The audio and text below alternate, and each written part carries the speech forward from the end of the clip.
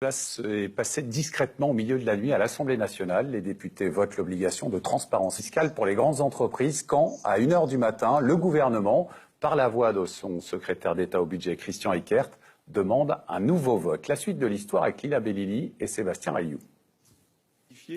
Mai 2013, François Hollande promet une lutte sans merci contre l'évasion fiscale. Ceux qui pensaient échapper à l'impôt en se réfugiant dans des paradis fiscaux, aujourd'hui doivent comprendre que l'impunité est terminée. Hier soir, les députés mettent en application cette promesse. Imposer la transparence fiscale aux grandes entreprises. Proposition adoptée vers minuit. L'Assemblée nationale a adopté. Mais ce vote n'est pas du goût du secrétaire d'État au budget. Le gouvernement est opposé à cette disposition et j'avertis d'ores et déjà l'Assemblée que le gouvernement va demander une deuxième délibération sur ce point.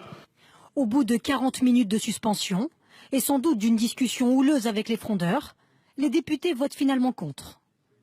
On a un gouvernement qui, sur cette question-là, alors que jusqu'à maintenant il avait été très en pointe, a décidé de ralentir, soumis à quelques pressions, à la demande du MEDEF, et quelque part c'est très regrettable. Avec cet amendement, les grandes entreprises auraient dû déclarer en ligne leurs activités et leurs impôts payés dans chaque pays.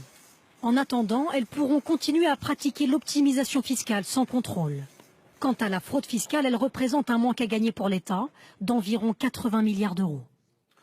Ouh, on n'a pas fini d'en entendre parler de cette histoire, Victor. C'est exactement pourquoi nous ouvrons avec ce sujet, parce que discrètement au milieu de la nuit, le gouvernement a changé de position.